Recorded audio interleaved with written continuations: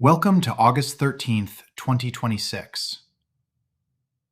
The Singularity now grades its own homework, and the grades keep climbing. Claude Opus 5, handed nothing but stock Claude code, scored 96.2% on the public ARC-AGI-3 games, versus 30.2% model only, for about $540, building and discarding its own parsers and simulators like a mathematician burning scratch paper. The same model fully rebuilt 9 whole programs on Program Bench, SQLite and FFmpeg among them, more than quadruple the previous best, which its authors call the biggest jump since launch.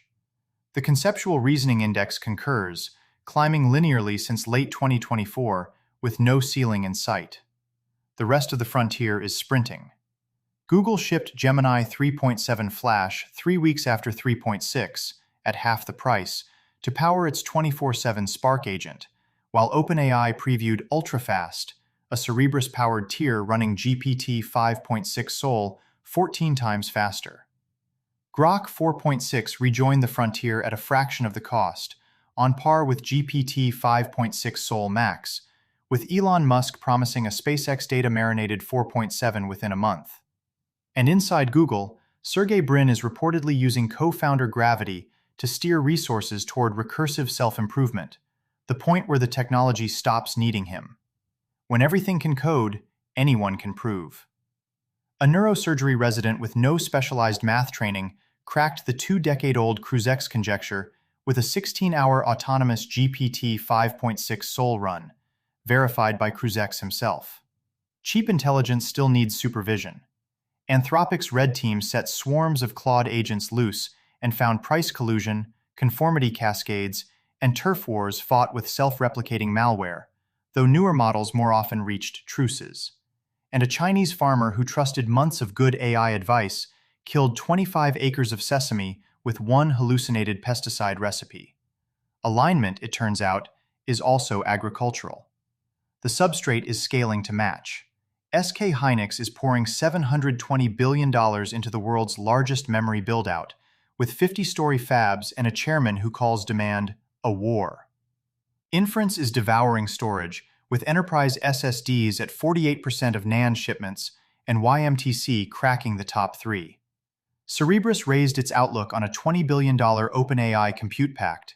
Anthropic is in talks to buy Descartes for $6 billion to squeeze more inference from existing silicon, and Nebius grew revenue 454%. Mistral is converting European enterprise commitments into European compute units, backing a sovereign gigawatt, and even the vacuum pump and specialty gas makers are AI stocks now, the next layer down.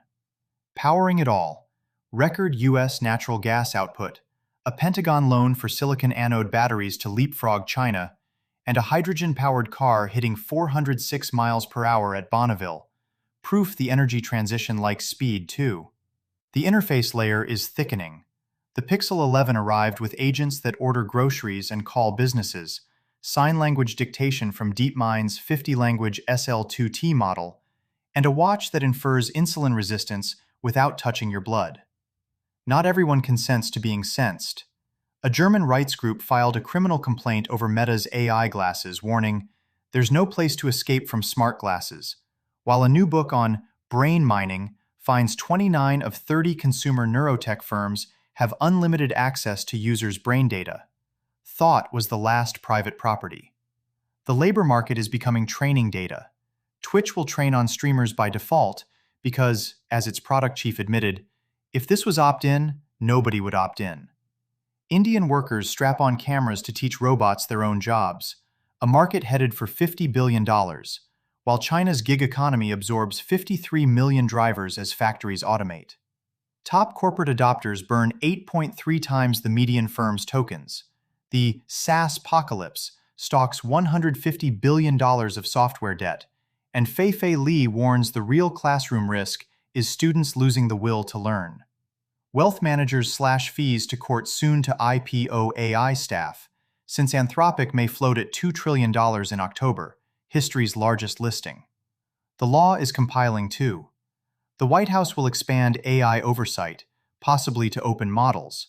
The SEC is readying 24/7 tokenized stock trading, and hyperliquid is lobbying its way onshore. A Senate candidate beat New Hampshire in court with AI-prepared briefs, crowing, "My legal team was AI." The president signed cyber letters of marque deputizing private hackers. ICE is buying electric shock gloves. The FBI touted a 44% homicide drop in D.C., and Lebanon abolished the death penalty, the first Arab nation to do so. Progress is unevenly distributed, but it ships.